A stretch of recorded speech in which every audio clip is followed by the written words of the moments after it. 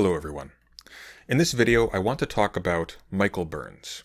You might recognize him as the guy who did pop philosophy and politics videos on the 3 million sub channel Wisecrack before he was fired. Michael is a former philosophy professor and makes philosophy content on YouTube under his own name, Michael Burns. Michael Burns is a plagiarist.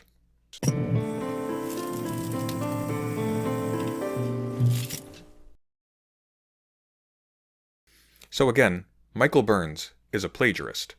What I mean by this is that Michael Burns steals other people's writing and research and tries to pass it off as his own.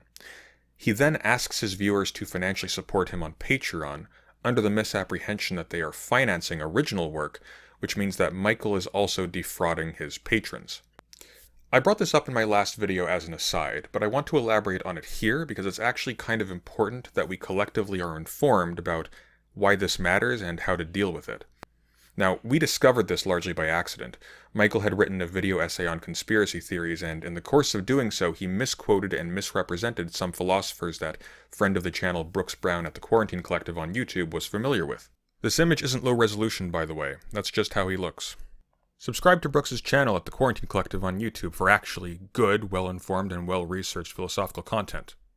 But continuing with my tale. We dug around and found out that the reason for these misquotations and misreads by Michael was that virtually all of the arguments and references that he used in his video were actually lifted from a book review from the Cleveland Review of Books by someone called Celine Wen. And since this book review contained some misquotes and Michael hadn't actually read any of the primary sources to know better, he simply reproduced Wen's errors. It's worth adding here that he quotes Naomi Klein here, but he's not, look, here's the piece that apparently all this is really from. And notice his phrasing.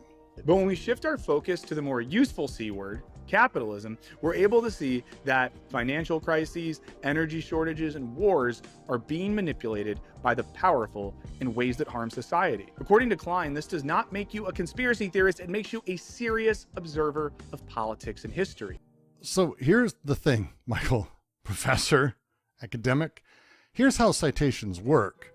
You have to cite what you're quoting. Do you see where the quotes are in yours and also the book review of Gogarty's What We Do Is Secret, which isn't actually a primary source at all? Phrasing here is really specific. It's pretty interesting. The powerful. I love Klein. I don't think I've ever heard Klein talk about the powerful. It sat weird with me. So I grabbed my copy of the book and sure enough, because plenty of events and situations, financial crises, energy shortages, wars, are indeed manipulated behind the scenes by powerful forces, and the effects of those manipulations on everyday people are intensely negative. Believing that does not make you a conspiracy theorist. It makes you a serious observer of politics and history. Yeah, Klein would take issue with you claiming she's saying that the powerful do this shit. At first, Brooks and I were addressing this as if it was simply bad scholarship. He had simply flung together a video lazily and hadn't bothered to do his due diligence. But after really taking a hard look at Wen's article, we realized it was actually a bit worse than that. Michael hadn't simply absorbed a flawed read of some philosophers from somebody else's book review and taken their misquotations on faith. He had also stolen the language surrounding those quotations and indeed the entire structure of his video's argument without giving any credit whatsoever to the original author. I'm going to play a small section of my previous video where I give a sample of Michael engaging in some pretty blatant plagiarism so you get a sense of what I'm talking about, and then I'm going to break down what's going on here. Minus a few jokes and a sponsorship break, almost all of this video by Michael Burns is lifted directly from a Cleveland Review of Books article called Feelings Over Facts, Conspiracy Theories, and the Internet Novel by Celine Wen. For example, in Wen's article she writes, quote, "In Doppelganger, Klein suggests that liberals and leftists were too quick to dismiss right-wing conspiracy theorists. Take Naomi Wolf, a liberal feminist turned Stephen Bannon subordinate who was frequently mistaken for Klein.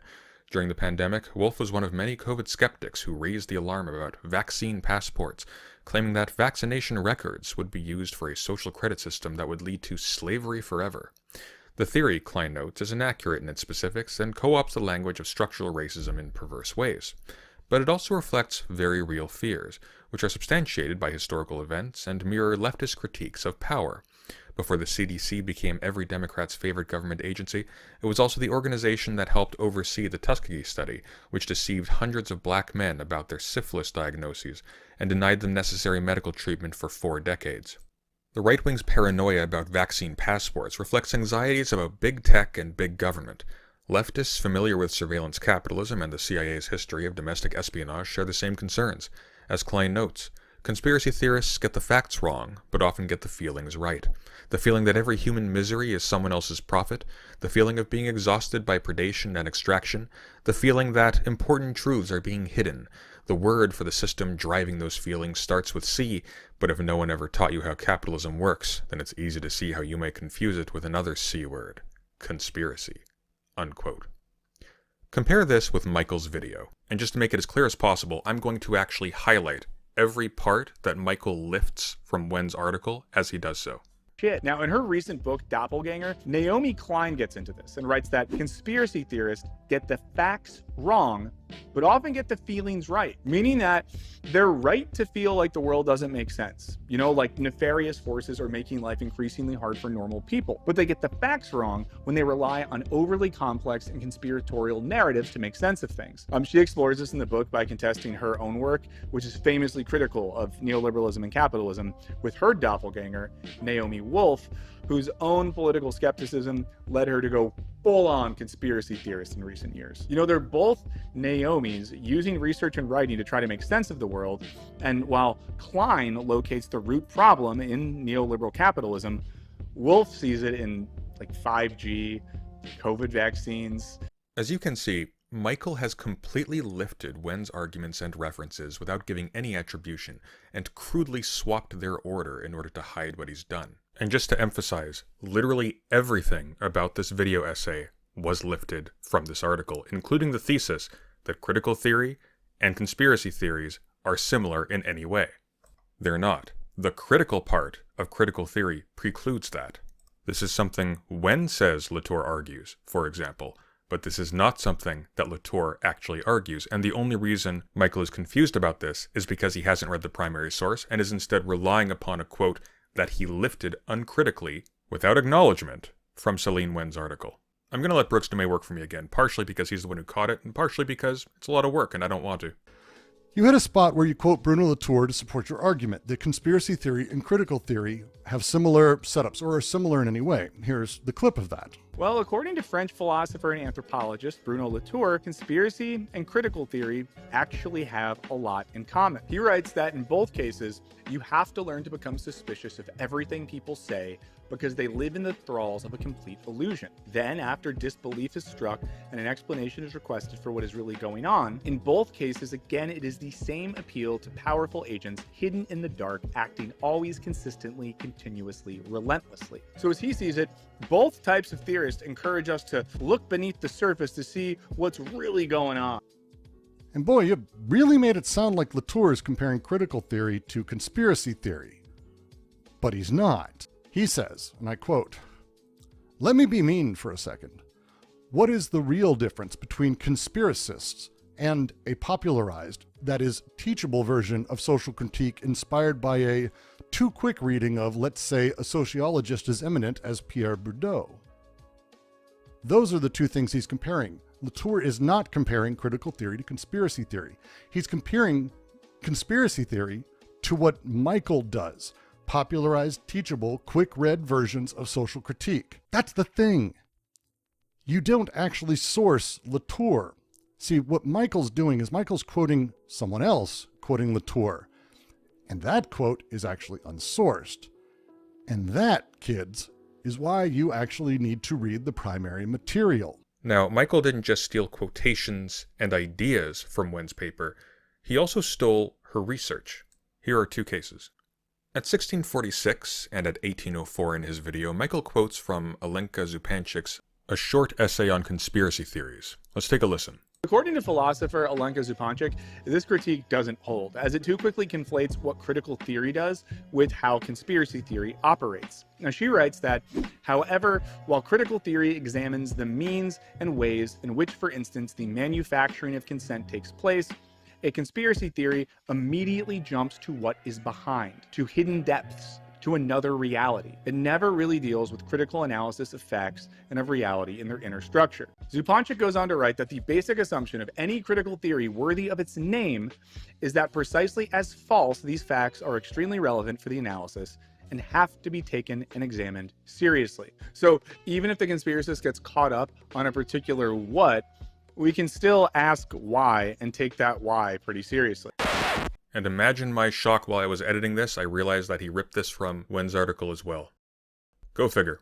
And at 2606, he quotes an article called Mirror Mirror by Nico Baumbach. In an essay on Klein's book, Nico Baumbach writes that anti-establishment politics, without a critique of capitalism or some guiding egalitarian principle, accounts for the lure of Trumpism and conspiracism and will remain seductive as long as mainstream liberalism takes the side of the establishment in response and there is no readily available left alternative. Now these two are interesting because while Baumbach's article is referenced in Wen's article, the quotes from Michael's video aren't. They are, however, linked in Wen's article. And the link to Zupančič's article was paywalled, suggesting that not only did Michael Burns lift his content from Wen's article, he also likely had to manually follow the links in Wen's article and copy from them in order to pass off Wen's references as his own. Now, some people have been confused about what plagiarism entails. Just so you know, pretty much every university website will have a guide about what plagiarism is because it's kind of essential knowledge to doing any sort of academic work, which virtually always involves referencing and synthesizing someone else's work to at least some extent. So, Harvard University, for example, talks about plagiarism this way. Quote, "In academic writing, it is considered plagiarism to draw any idea or any language from someone else without adequately crediting that source in your paper. It doesn't matter whether the source is a published author, another student, a website without clear authorship, a website that sells academic papers, or any other person. Taking credit for anyone else's work is stealing, and it is unacceptable in all academic situations, whether you do it intentionally or by accident." Unquote. Now, I've seen some comments arguing that Burns wasn't committing plagiarism because he does reference Celine Wen's article in his video. Now here's the thing.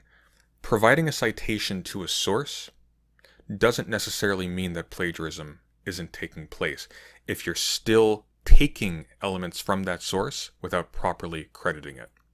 So for example, at the end of my last video, I read a quote from an article by Felix Guattari called "We Are All Groupuscules." But as Felix Guattari wrote, "The work of revolutionaries is not to carry words, to have things said, to transport or transmit models and pictures. Their work is to tell the truth where they are, no more and no less, without exaggeration and without tricks. How is this work of truth recognized? It's very simple. There is a way that works every time. Revolutionary truth is something that doesn't piss you off, something you want to be involved in, that takes away your fear, that gives you strength, that makes you ready to go full tilt no matter what, even if it kills you. The truth is not for theory and organization.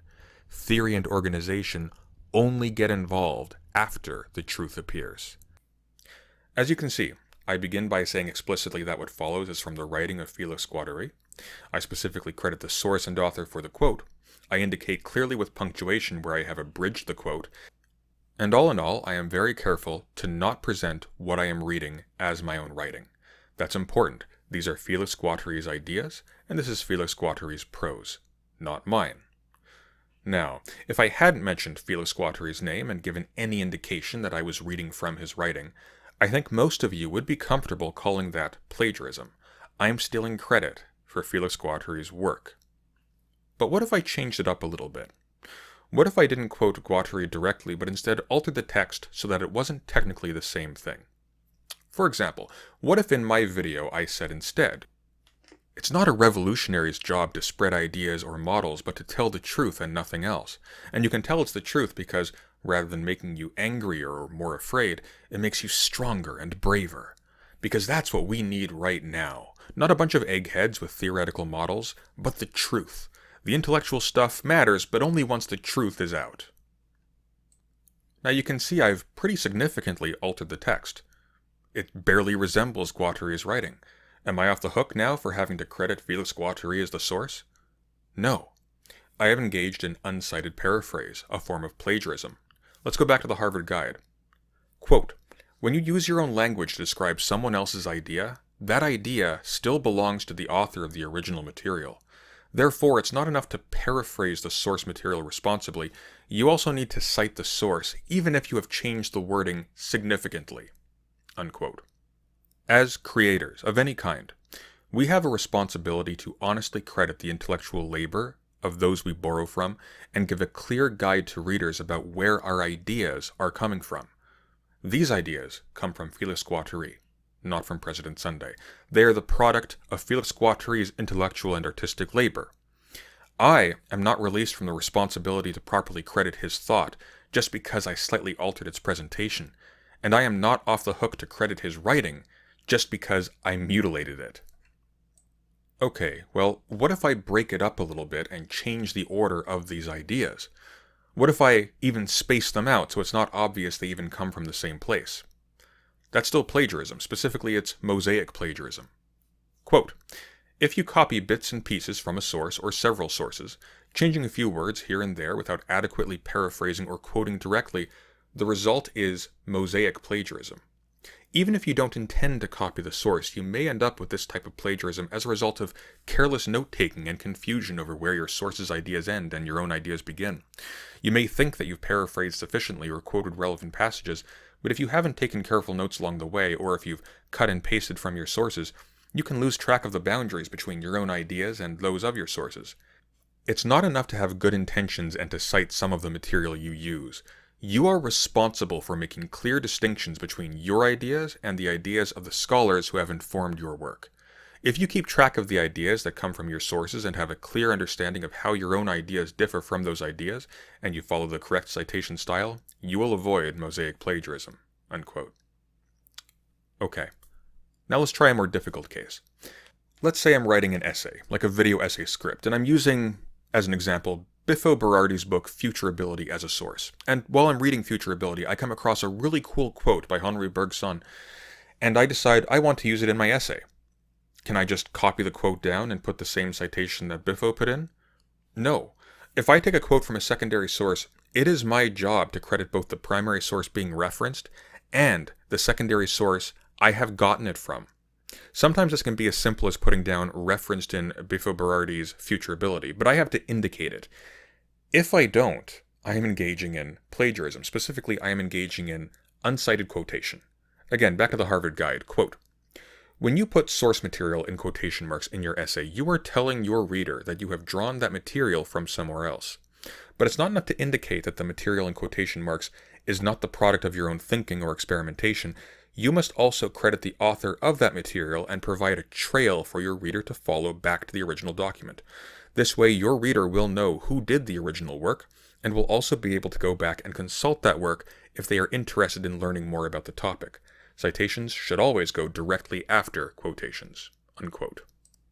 And it's important to emphasize that I have to provide a citation for every piece of information that I borrow from someone else's work. Even if I cite Biffo's book in another part of my essay, that doesn't mean I'm off the hook for properly citing ideas and quotes that I take from elsewhere in his book. As you can see, Michael Burns has engaged in every kind of plagiarism here discussed. Michael has lifted and slightly paraphrased ideas and arguments that Celine Wen uses without crediting her for them, which constitutes both an adequate paraphrase since he hasn't sufficiently changed Wen's wording or the structure of her arguments to claim them as his own work, as well as uncited paraphrase since he doesn't credit her for them. He has spread out these ideas, references, and examples in order to obscure the fact that these are from Wen's article, which is mosaic plagiarism, and he has directly lifted the quotations and references that Wen uses in her article, again without crediting her, which is uncited quotation, which is a form of plagiarism. He has just bluntly stolen Wen's work in all of these ways. Now, why does this matter? Besides the theft part, I'm pretty sure we're all on the same page that theft is bad, but why does this matter for you? Well, there's a few reasons. Let's consider a hypothetical to illustrate. Let's suppose that something happens in the future and the website where the book review Michael Burns plagiarized from disappears, or any of the material where Michael's uncited quotes come from become inaccessible. This is actually the case with some of Wen's sources already. From then on, anyone who sees Michael's video or script will come away thinking that these ideas and these connections originated with him, and that these quotes are representative of the primary sources. Now, this may seem like an extreme example, but it's actually something that happens very frequently. Let's say in the future, Bruno Latour fell out of fashion and his books were referenced less often. Well, someone who took something Michael said about Latour on the basis of an uncredited quote of a misquote might still take him at his word and then continue to reproduce those errors down the line while writing their own work or, God forbid, teaching their own students. And why wouldn't they take Michael at his word? Again, he was a philosophy professor. I hope I'm getting through to at least some of you about how serious this is. There is a reason plagiarism is treated so seriously in academia. It has the potential to undermine real scholarship and in fact poison human knowledge as a whole. Plagiarism isn't just a problem because it's theft. That part is important. Stealing credit for other people's work is wrong, but more importantly, it actually poisons our ability as a civilization and as a species to accurately reflect on our history, to understand our history and how we got the ideas that we have. What Michael is doing is misinforming us and tricking his viewers and supporters into believing that they have learned something, that they now know something after watching his content when they don't. This is the exact opposite of what an educator is supposed to do. And in fact, I would say it's nothing short of a total betrayal of teaching as a vocation. And Michael Burns, let's be clear, is a former teacher. Relatively speaking, he's an accomplished one. He was a professor. He knows all of this. As an academic, no matter your subject or discipline, this is drilled into your head from the time you enter your first year of undergraduate studies. Hell, this is taught in high school. Michael knows better, and he would have been asked to resign if he was caught doing this while working in academia. Although, to be fair, male professors stealing the intellectual labor of lesser-known female colleagues is also fairly par for the course for academia. So to summarize, just to get it all down in one place, here's what Michael did and why it matters. A. Michael Burns flat out stole the intellectual and artistic labor of Celine Wen. And B. By doing so, he misled his audience into believing that quotations he in fact took from Wen's article were accurate representations of primary sources, meaning that C. Viewers came away from Michael's video not only having no appreciation for the work that Celine Wen put into writing her review, which I need to emphasize, by the way, is her job. That's how she makes money. She also studied in university for years, just like Michael, to be able to do this. So fuck him for that. Viewers not only have no appreciation for the work that Celine Wen put in, because Michael didn't actually read the source material for himself, he naively copied Wen's misquotations as if they were accurate representations of the primary sources, and then explained those quotes incorrectly because his own reading of that material was limited to the misquotes that he stole. Literally, all Michael would have to do at this point to have committed every kind of plagiarism that Harvard recognizes is to steal an idea from one of his editors. Following this, Michael, when he became aware that people had figured out that he had plagiarized his material, deleted a post on his subreddit linking to my video calling him out for it, but notably, he didn't challenge the accusation. He instead opted to sweep it under the rug as just someone being a jerk. I think we can infer from this that Michael isn't intending to take accountability anytime soon. Now, that being said, I want to be very clear that I'm not making this video because I hate Michael Burns. I don't, and I have no reason to. I wish the best for him and his family. But I can't budge on this. This behavior by Michael is dishonest, but it's also genuinely harmful. It's not just stealing the credit for other people's work and then scamming his patrons who are financially supporting him under the false impression that he is doing original research and writing. That would be bad enough. It's also actively misleading people who trust him as a source of information. Again, this guy says on his YouTube channel that he is a former philosophy professor. He is telling people that he can be trusted with respect to the subject matter of philosophy. For him to then plagiarize other people's work in that field and to misinform his audience because he couldn't be bothered to do the bare minimum is a basic violation of ethics at multiple levels and a total betrayal of his community's trust. Okay, but this isn't academia, right? It's just a YouTube video after all. Maybe I'm blowing it out of proportion. I've seen people make this argument and I find it very disturbing because it shows that not only do people have a poor understanding of why plagiarism is actually a really big deal, it also shows that a lot of people are seemingly fine with other people's work being stolen and paying supporters being scammed, bluntly, so long as it's only happening on YouTube? Like, think about what these people are implying. They are essentially saying that not being scammed or misinformed is really just a privilege reserved for academics. Like, why are people okay with a former academic, a philosophy professor, taking advantage of people's ignorance like this? Because, I'm sorry, Michael, you explicitly sell yourself as a professor of philosophy. You have this written on the description of your YouTube channel. This tells viewers that you are an expert who they can trust to do your own research, to do your due diligence, and to provide correct and accurate information. And you have done none of these. You have betrayed that trust. It's not suddenly okay to steal from other people's work and to scam your audience just because you're doing it on YouTube. This is not only completely unacceptable in any case, for someone claiming the credentials of a former philosophy professor, this is utterly disgraceful.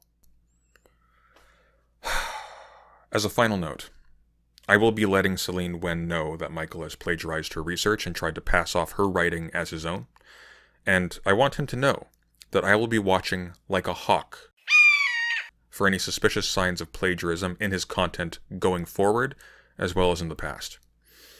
As always, thank you for listening, and take care.